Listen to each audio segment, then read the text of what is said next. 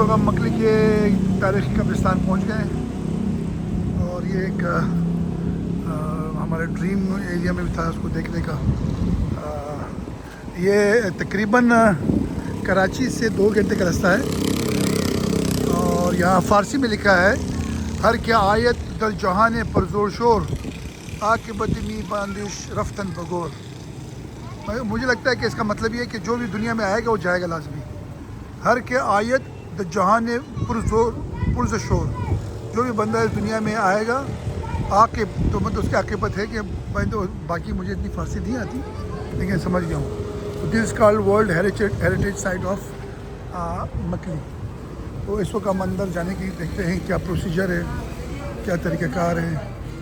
और इसके साथ यहाँ जो सुना है काफ़ी बादशाहों की कब्रें हैं और साथ जो है काफ़ी गवर्नर्स वगैरह और इनकी कब्रें वब्रें हैं।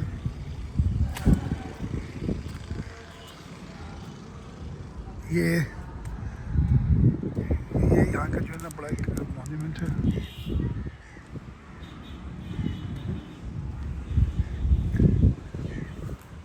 ये इसके बारे में कि ये यहाँ का सबसे पुराना कब्रिस्तान है, शेर खामोशा।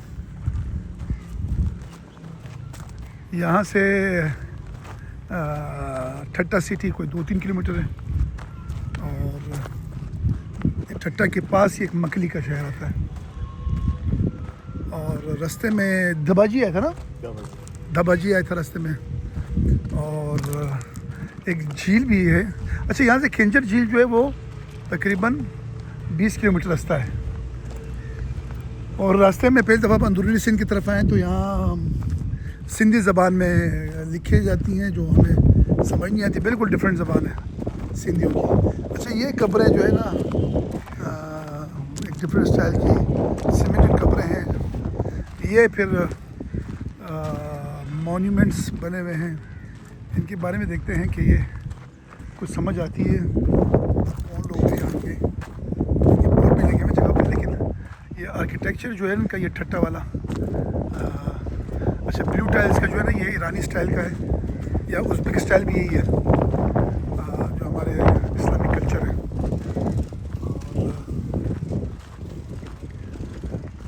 पत्थर जो है ये उसका है, ये सिंध का अपना पत्थर है। ये बड़ा नरम पत्थर होता है येलो कलर का। और ये इस तरफ जाने की कोशिश करते हैं। दीवार लगी हुई है ना, ये यार कुछ बोर्ड मोड लगे हुए हैं लेकिन इसको पढ़ते हैं आगे जाके। यहाँ मुख्तलिफ बादशाहों की सुना है कि 6 बादशाह और 20 से ज़्यादा गवर्नरों की कब्रें हैं यहाँ, उनके मज़ार बने हुए हैं। अच्छा, मैं समझा खाली कब्रें होंगी लेकिन यहाँ बाकायदा वो बनी है। हाँ हाँ, गवर्नर और बादशाह थे वो इधर। तो कौन से बादशाह, ये मतलब जो ठट्टा के बादशाह होंगे, क्योंकि कराची तो यहाँ से बहुत दूर हुआ करता था। तो ये एक स्टेट होगी ना ये ठट्टा जो है। जिस तरह हम उधर गए थे बेबीलोन इराक़ में, तो वहाँ भी यही कहानी थी। और ये कब्रें वगैरह हैं, ये कब्रें और यहाँ के लोकल पत्थर से कब्रें बनी हुई हैं। यहाँ कुछ और कब्रें भी नजर आएंगी। यहाँ कुछ सीढ़ियाँ मिल गई हमें ऊपर चढ़ने के लिए। तो ये एक उनका ये जैसा पुराना मुग़ल आर्ट था ना, ये भी मुग़लों के ही लगते हैं। ये लोग मुग़ल ही हैं। ये देखिए कितना छोटा से ये उस वक्त काम किया था जी। देखो ये हाथ का है और सारे कुरान शरीफ की आयतें हैं।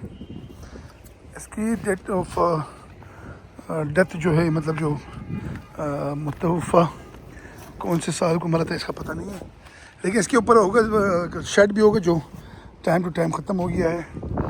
और नीचे पत्थर वही सिंध का पत्थर है येलो कलर का। ये जो लिखी है ये है कोई नमुदन मरहूमी मकवी ख्वाजा मोहम्मद लतीफ़। अच्छा, तारीख़ गुम गई है। हाँ नहीं, तारीख़ लिखी हुई है भाईजान। ये शशम शवाल का महीना है और 1002 में, बहुत टाइम लग गया। अच्छा, 1002 ईस्वी के, हाँ ईस्वी नहीं, ये हिजरी है क्योंकि ये 1020 है, 1002 है तो वो जो है ना खैरत वाली, ये 1050 हिजरी है, 1642 ईस्वी है। तो उस तरफ भी जाने साल हो गया तकरीबन 1600 से अभी 23 वो क्या 2100 है ना, 2025 सॉरी, तो 400-500 साल हो गए, 500 साल हो गए। अच्छा ये जितने देख रहे हैं हमें समझे कि कब्रिस्तान मकली का सिंपल कब्रिस्तान होगा और कब्रें होंगी, लेकिन यहाँ पूरे बाकी टॉम्स बने हुए हैं। और ये अच्छा ये बहुत बड़ा महल सा महलनुमा सा है, ये किसी बादशाह का ही होगा। लेकिन वो कुछ स्टाइल, अभी ये जो स्टाइल है ना ये बिल्कुल सिंधी स्टाइल है। सिंध के जितने भी आपको मोनूमेंट्स हैं वो नज़र आएंगे, वो इस हिसाब से नज़र आएंगे, ठीक है। लेकिन वो जो ब्लू कलर के हैं ये उज़्बेक स्टाइल है, ये समरकंद और ताशकंद वगैरह में। अच्छा ये जो है ना ये वाला स्टाइल जो है ये फिर अरबिक स्टाइल है, ये हमारे अरबिक कल्चर में है, इसके मिंबर बनने और वो करना तो कुछ। और ये जो पत्थर है ये सिंधी स्टाइल का है। तो मतलब कल्चर्स और डिपेंड अपॉन के इलाका में क्या दस्तियाब है उस पत्थर से काम होता है, ठीक है। इस वक्त हम मकली के कब्रिस्तान में हैं और यहाँ की तारीख ठट्टा जो है ना ये तकरीबन 2 घंटे का रास्ता है, कराची 2-2.25 घंटे लग जाते हैं और ऑलमोस्ट 80 to 90 किलोमीटर बनता है। रास्ते में पाकिस्तान स्टील मिल भी देखी हमने, शमी टाइल्स देखी, एटलस मोटर्स देखी, सुजुकी की फैक्ट्री जो है वो देखी हमने, पूरा इंडस्ट्रियल जोन था, दिबाजी इंडस्ट्रियल जोन था और दिबाजी सीमेंट था। फिर आस्ता चलते ये मुजाफात है सिंध के रास्ते में हमने एकदम डिफरेंट कल्चर देखा। कराची से निकलते हुए ना बिल्कुल उनके कपड़े डिफरेंट, उनके कपड़े बिल्कुल एक अजीब किस्म के कपड़े वो पहने हुए थे। फिर उनका जो वो था टोपी, फिर अजरक वगैरह, वो तो इंटीरियर सिंध का मज़ा है आने का। तो मेरा जो एक ड्रीम वो था कि मैंने जाना है मकली, ये ठट्टा से तकरीबन 3-4 किलोमीटर के पास एक शहर है और उसको शहर खामोशा भी कहते हैं। ये बहुत ही तकरीबन 500-600 साल पुराना कब्रिस्तान है और यहाँ कोई रियासत होगी या कोई स्टेट होगी जिसकी वजह से यहाँ जो है ना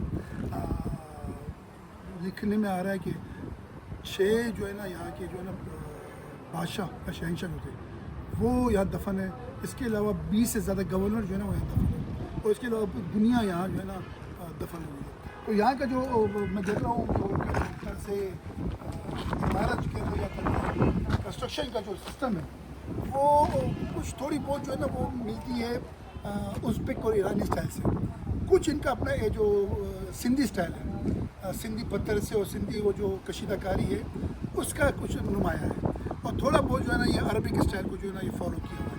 तो हो सकता है डिफरेंट कल्चर डिफरेंट टाइम पे आए हुए जिसकी वजह से जो है ना ये इनका जो आर्ट है या जो इनका तर्ज आराइश है, तर्ज तामीर है वो।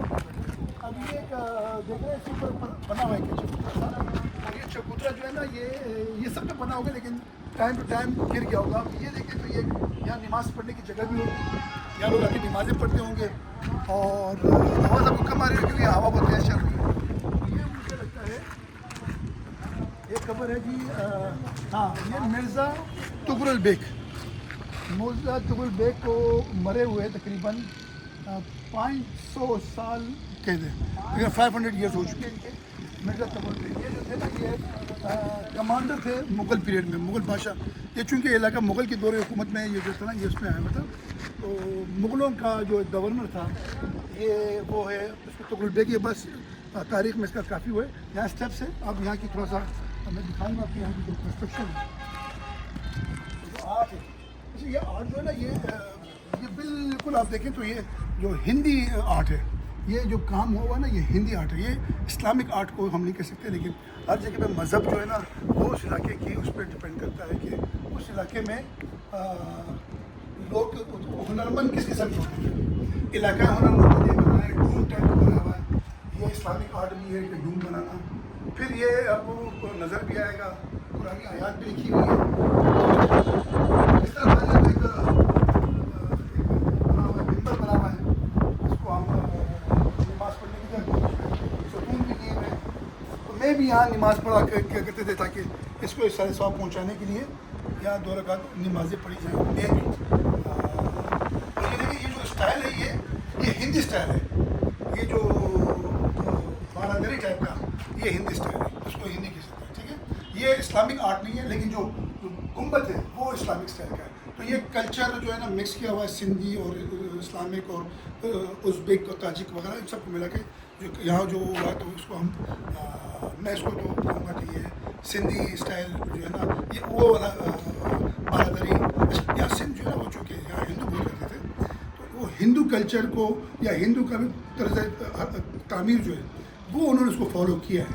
तो ये वो हिंदी जो बारादरी टाइप का ना, आप जब मंदिर जाए किसी मंदिर वगैरह देखें तो वहाँ इस टाइप की जो है ना बारादरी होती है, सुतूनों पे खड़ी होती है और उसके नीचे कोई ख़ास हस्ती की कोई कब्र होती है या कोई मजहबी जगह होती है जहाँ लोग इबादत करते हैं। अच्छा, जो मैं आपको कह रहा था ना कि यहाँ हिंदी स्टाइल और उज़्बेक स्टाइल जो तर्ज इमारत है, अब ये देखिए ये जो ना ये बाकी बेग है कोई, ये 1640 सेम तकरीबन आगे पीछे 4-5 नस्ल का फ़र्क है। ये कोई उज़्बेक रिफ्यूजी था ठट्टा में, जिसने जो है मुग़ल एम्पर अकबर को के पास उस दौर में आया था। 1640 में ये यहाँ दफन हुआ है। लेकिन इसका जो तर्ज बिल्डिंग है, मुझे बेसिक चीज़ जो मुझे नज़र आ रही है वो तर्ज आराइश है। जो तर्ज तामीर जो है ना वो उज़्बेक स्टाइल की है। उज़्बेकिस्तान के और ईरान का जो है, ईरान, उज़्बेकिस्तान, ताशकंद, समरकंद, बुखारा आप चले जाए ना तो आपको ये ब्लू टाइल्स जो है ना ये आपको नज़र आएंगी। ये गौर से इनको दिखाएं जरा जूम करके, तो ये ब्लू टाइल्स जो है ना सिरामिक टाइलें होती हैं। ये जो है ना इसको बाकायदा ग्लेजिंग की जाती है और इसको देसी स्टाइल से इसको पकाया जाता है इन टाइलों को। तो ये ईरानी कल्चर में आपको नज़र आएगा, उज़्बेक स्टाइल में नज़र आएगा, ताजिक वगैरह स्टाइल में। तो ईरानी भी ये करते हैं। ये ब्रिक जो हैं ये भट्टी में पकते हैं, लेकिन ये भी नेचुरल तरीके से पकते हैं जिसमें ग्लेज का इस्तेमाल नहीं होता। तो हम अंदर चाहते हैं, ये देखते हैं कि मैं बता चुका हूँ कि इनका तर्ज तामीर जो है वो उज़्बेक स्टाइल का है। अच्छा, इनके दरवाजे आप देख सकते हैं कि वो शॉर्ट से दरवाजे, साथ में ये जगह जो होती थी ना, ये जगह यहाँ मोमबत्तियाँ रखी जाती थी ताकि वो गेट के पास आपको रोशनी नजर आए। ये गेट तो मुझे अभी लगता है कि अभी नया होगा, इतना पुराना नहीं है। लेकिन कब्र देखिए तो ये उसका बाकायदा ये एक गवर्नर था जिसकी वजह से एक अच्छा सा मॉन्यूमेंट बना हुआ है। लेकिन फिर अगर आपको एक ख़ास बात मैं आपको बताऊँ कि यहाँ जो है ना हर मज़ार में आपको बाकायदा मज़ार के साथ नमाज़ पढ़ने की जगह दी गई है। तो वो अंदर देखें तो एक छोटी सी मस्जिद होगी और मस्जिद के साथ ही जो है ना मज़ार होगा। तो उस वक्त के बादशाहों के खर्चे होते थे, बाकी उनको कुछ आता था कि नहीं आता था, लेकिन ज़ियारतें बनाते थे, मज़ार बनते थे, पैसा होता था, ग़ुलाम भी होते थे, काम वाम करते रहते थे। तो ये इस वक्त हम जो है ना एक उज़्बेक गवर्नर के सामने खड़े, और इसका अहाता भी काफ़ी बड़ा है, बाकियों का अहाता छोटा है। ठीक है जी। अच्छा, इस वक्त हम जा रहे हैं जी जान बाबा जो है वो भी 1664 तकरीबन, मैं कहा 20-25 साल की गैप में ये जितने कॉन्फ्रेंस से या जो भी गवर्नर से या जो भी यहाँ के जो बादशाह वगैरह थे उनके यहाँ मज़ार। अच्छा, इसको भी देखिए, इसका भी तामीर जो है ना वो भी हिंदी स्टाइल का है।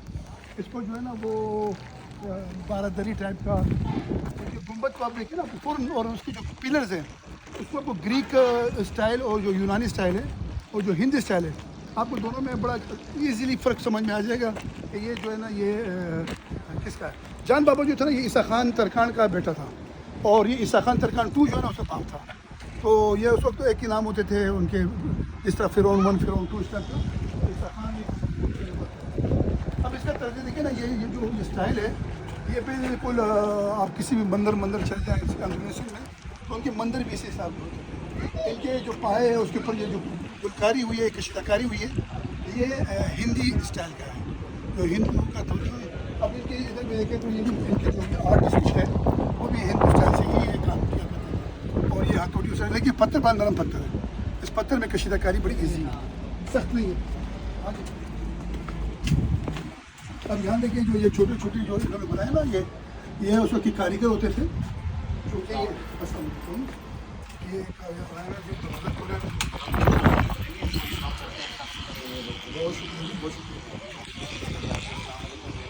थोड़ा समझाएंगे हमें इसके बारे में। सर क्यों नहीं ज़रूर। जैसे कि मकली कब्रिस्तान, हालांकि मकली का कब्रिस्तान बहुत बड़ा कब्रिस्तान है। आज इधर बैठिए। ये कब्रिस्तान यहाँ पर हम बैठे हुए हैं, जी। यानी कि इसके पीछे मगरब से स्टार्ट होता है और यहाँ मशरक़ में ख़त्म हो जाता है। यानी कि आपने नाम ही नहीं बताया अपना। सर जैसे कि मेरा नाम मोहम्मद अशरफ चांडू है। चांडी हो आप? जी सर। चांडी, ठीक है। और मैं यहाँ 2017 से यहाँ पर ड्यूटी गवर्नमेंट की तरफ ड्यूटी देता हूँ, और मुझे अल्लाह ने जो इल्म दिया है तो मेरा फ़र्ज़ बनता है, पाकिस्तानी हूँ और मेरा फ़र्ज़ बनता है तो मैं अपना इल्म हर बंदे के साथ शेयर करूँ। और मकली की बात होती है तो मकली का कब्रिस्तान सबसे पहले मगरब से स्टार्ट हुआ था और यहाँ मशरक़ में ख़त्म हो गया था। यानी कि मगरब की तरफ जो कब्रें जो मकबरे हैं आज से 700 साल पहले कब्रें हैं वो 1340 का पीरियड है। जैसे कि वहाँ पर वो हुक्मरान है जिन लोगों ने ठट्टा को सबसे पहले कैपिटल रखा था, वो पहला रूलर जामता माची था। ठट्टा जो कौन सी कैपिटल, किसका कैपिटल था? सिंध का? क्या नहीं? सिंध का कैपिटल था। अच्छा। ये इस कब्रिस्तान के अंदर 400 साल की तारीख यहाँ पर दफन है। ठीक है। यानी कि सन 1340 से लेके 1739 तक जब मुगलों का यहाँ तक दौर था, तो ये ठट्टा ही सिंध का कैपिटल था। ठीक है। इसीलिए कैपिटल था क्योंकि मकली के नीचे ये जो एरिया है बराबर में जितनी बाहर एरिया है, यहाँ से नीचे से इंडस रिवर गुजरता था। अच्छा, ये जो झील वगैरह ये इंडस रिवर का पानी है? बिल्कुल, ये पूरा इंडस रिवर की इंडस की वजह से पूरी दुनिया की समझो कि तजारतें यहाँ होती थी।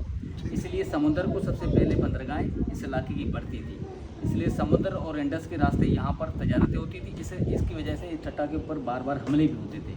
जैसे कि समा पहले यहाँ के लोकल सिंधी थे, उनके ऊपर 1521 में एक बहुत बड़ा हमला हुआ था। जो बाहर के जो सेंट्रल एशिया के यहाँ पर अरगुन आया था, जो शाह अरगुन जो 1520 और 1521 के टाइम में अपनी फौजें यहाँ पर लाया। अरगुन ये आया कहाँ से था सर? अरगुनों का जो ताल्लुक ईरान से मिलता है। मुझे लगता है ये जो मिडिल ईस्ट है, ये उज़्बेकिस्तान ताजिकिस्तान वहाँ से, ये तर्ज तामीर भी उज़्बेक वाले बिल्कुल, ये सेंट्रल एशिया का थे। फिर अरगुन के ऊपर हमले करने वाले जैसे कि तरखान थे। तरखान जो थे वो अफगानिस्तान के थे, वो सन 1555 में आए थे। तो तरखान जो बेसिकली ये कारपेंटर को कहते हैं, कारपेंटर को उन्हीं की फैमिली, जिस तरह गुजर है, गुजर की फैमिली होती है। क्योंकि उन लोगों को तरखानों ने बाद में मुगलों के साथ रिश्तेदारी भी कर ली थी। जैसे कि इसके अंदर मकबरे के अंदर सामने एक कमरा है, इसके अंदर 2 कब्रें बनी हुई है माँ और बेटी की। जान बाबा की जो माँ थी वो हुमायूं की सगी कज़न थी, मगर वो बंदी सिंध के अंदर 2 शादियाँ करती है। पहली तरखानों से पहले जो सिंध के जो हुक्मरान थे, जो अरगुन, जिनका नाम शाह हसन अरगुन था, उस बंदे के साथ हुमायूं की कज़न ने शादी की थी। जब वो इंतकाल कर गया, फिर अरगुनों को तरखानों ने शिकस्त दी थी। फिर जान बाबा का वालिद ईसा अवल यहाँ पर जैसे इंटर होता है, फिर दूसरी शादी उसके साथ वो बंदी करती है। जिनमें से इनके 4 बेटे यहाँ होते हैं। एक तो बेटा जवानी में इंतकाल कर जाता है, उसका मकबरा भी थोड़ा 1 किलोमीटर आगे सुल्तान इब्राहिम का बहुत बड़ा है। दूसरा मकबरा यहाँ के लोग उसको मार देते हैं। बाकी 2 उनके बेटे बचते हैं, एक जान बाबा, एक बाकी बेग उज़्बेक, जिसके ऊपर अच्छा, तरखान है, जान बाबा तरखान की फैमिली। ये तरखान की कितनी फैमिली, कितने तक, कितना उनका टर्नओवर कितना अर्सा के बाद? सर इनका टर्नओवर जो होता है 1555 से लेके 1592 तक। अच्छा, 40-45 साल, 1-2-3 नस्लें चली होंगी। बस इनकी 2-3 नस्लें चली थी। बाद में जब मुगलों ने यहाँ इनके ऊपर वो अटैक करके इनके ऊपर हुकूमतें ख़त्म की थी, वो अकबर का टाइम था 1592 में। अकबर ने यहाँ सिंध के ऊपर एक कमांडर भेजा था, जिन लोगों ने इनको शिकस्त दी थी, अब्दुल खाना खाना ने। तो ये जो मुझे लगता है कि ठट्टा इस वजह से भी कामयाब, क्योंकि मैं भी कराची जो ना तो पानी होगा, उस वक्त पानी बहुत नज़दीक होगा, तो आहिस्ता आहिस्ता नीचे उतरा होगा। तो इस वजह से ठट्टा जो है ना ये ज़्यादा कैपिटल रखा था। समझिए कि रिच इलाका यही था। पानी भी साफ पानी भी है ना, पीने का पानी, क्योंकि ठट्टा शहर के अंदर 300 से ऊपर लाइब्रेरियाँ, 300 से ऊपर मदरसे थे यहाँ, 3 मदरसे। ठीक है। और ठट्टा के अंदर आज भी बाज़ारें बनी है, शाही बाज़ारें बनी हुई है, 2 टाइम बिल्डिंग बनी हुई है, शाहजहां मस्जिद बनी हुई है, अमीर खानी मस्जिद है, दबगीर मस्जिद है, और बहुत सारे हिंदू के पुराने मंदिर भी है। शहर उनका वो था, सबसे पहले शहर का नाम ठट्टा है, सबसे पहले शहर का नाम नंगर था। ठट्टा बाद में नाम पड़ा था। यानी कि ये टूटता बनता था, एक तो दरिया को तबाह करता था, किनारे पे था, दूसरा जंगों की वजह से ये टूटता बनता। सिंधी में उसको कहते हैं ठाठ ठाठ ठाठ, मीन्स लेयर लेयर, तय के पड़ते। ठीक है, ये टूटता बनता था। अच्छा, दूसरे मुझे बताएं कि अगर ये जो यहाँ मतलब हिंदू रहे थे और उसके बाद मुसलमान थे, इसके अलावा भी कोई यहाँ सिविलाइजेशन आई है, कोई मतलब सिख हो गए या नहीं सर, बुद्धिस्ट हो गए? नहीं सर, मुझे वो कल्चर यहाँ नज़र नहीं आया। नहीं, क्योंकि सबसे ज़्यादा यहाँ पर देखो ना हिंदू थे, क्योंकि हिंदू मैं आज अल्हम्दुलिल्लाह मैं मुसलमान हूँ, क्योंकि हमारी जो पीछे जो नचते हैं ना वो हिंदू से नचते हैं। ठीक है। जैसे कि आज भी आप शायद आप सिंधियों की कभी शादी हो ना, आप उनकी शादियाँ ज़रूर विजिट करो, हिंदू वाली वो रीतु रस्में होती है। क्योंकि ये हम लोग जो मुसलमान हिंदू से बाद मुसलमानों में हम कनेक्ट हुए। यहाँ से सबसे ज़्यादा जो पॉपुलेशन हिंदू की थी। अच्छा, ये जो है ना रमजान भाई, ये जो देखिए इनका ये जो आर्ट है ना, ये हिंदी स्टाइल का आर्ट है। ये खुद देखिए इसको, ये जो भी है ना, ये पाए जो है ना, ये सतून है, ये हिंदी आर्ट है, ये इस्लामिक आर्ट नहीं है। और लेकिन वो जो मैं दिखा ना पीछे वाली जो मज़ार था, वो था उज़्बेक स्टाइल का। जहाँ आपको ब्लू टाइल नजर आएगी वो आपका ईरानी या उज़्बेक स्टाइल होगा। जहाँ येलो कलर का पत्थर है वो आपका हिंदी होगा। वाइट कलर का जब पत्थर होगा वो होगा यूनानी। लेकिन यूनानी सब नहीं है, तो एथेंस सब नहीं है, लेकिन टेक्सटाइल में उनको आपको नजर आएगा। सर ये अब मैं आपको एक बात, आपने बहुत अच्छी बात की कि यहाँ पर सूरत यासीन और सूरत मुल्क है, इनके साथ ये हिंदू की साइन है। ये हिंदू का देखा, ये उधर भी आपको ग्रीक स्टाइल में, ये असल में क्यों है, मैं आपको बता देता हूँ कि शुरू से सूफियों की धरती रही है। हाँ, ये उसमें सूफीज़म भी ज़्यादा है ना, सूफीज़्म क्योंकि भी हिंदू में सूफीज़म और फिर इस्लाम को करके दोनों का वो करके फिर वो यानी कि सूफी का सबसे जो दीन मजहब होता है वो इंसानियत होता है। वो देखिए वो उसका मेंबर है, ये देखिए इसको कितना बहुत ही नाजुक काम किया हुआ है, लेकिन इतनी बारिशों भी उस पर कोई फर्क नहीं पड़ रहा है इसके। हालांकि ये पत्थर जो है ना ये पूरा लाइमस्टोन ये है, बहुत कमजोर है, लाइन है ना ये तो, लाइमस्टोन है। लेकिन इतना सॉफ्ट, इसकी क्या दोबारा रिनोवेशन की गई है? सर ये 2016 में इसका काम हुआ था थोड़ा, ये इसका फंडिंग जर्मन ने की थी। वैसे ये 1981 से ये यूनेस्को की वर्ल्ड हेरिटेज साइट डिक्लेयर है। जैसे लेकिन करते हो आर्कियोलॉजी डिपार्टमेंट के पास, आर्कियोलॉजी सिंध गवर्नमेंट के टेक ओवर 2011 के बाद सिंध गवर्नमेंट को टेक ओवर हुआ है। 2011 में तो चेंज हो गया ना, तो जितने भी आर्कियोलॉजी 18th कमेंटमेंट उसके बाद 18 कमेंटमेंट उसको टेक्सला भी किया पंजाब के पास, जो हर सूबे की अपनी भी मिलकर उसके पास चला ठीक है, गया। ठीक है, ठीक है। और हर कब्र के सामने मेंबर बना हुआ है। ये कोई नमाज के लिए नहीं बना हुआ है। ये किसके बना हुआ था? ये हालांकि जैसे कि मरने के बाद हमारे चेहरे मक्का की तरफ मोड़ देते हैं, ये क़िबला है। जैसे इनके चेहरे लेकिन लेकिन होता होगा कि 2 रकात नफल पढ़ने के लिए सर नहीं, कब्रिस्तान में नमाज नहीं होती है मेरे हिसाब से। अच्छा, कब्रिस्तान में निशानी है। नहीं नमाज तो हर जगह होती है, मैं ख्याल नमाज कहीं सही कब्रिस्तान कहीं भी कब्रिस्तान चले जाए, मुगल के जितने भी मुगलों के हैं ना, कब्र के साथ उनके पास नमाज की जगह पढ़ने की जगह होती है। जैसे आज भी ये रवायत है ना, मरने के बाद हम चेहरे मक्का की तरफ मोड़ देते हैं। मगर ये आपको पता है ये फैमिली, ये पूरी फैमिली यहाँ कत्ल हो गई। कातल कोई गिर नहीं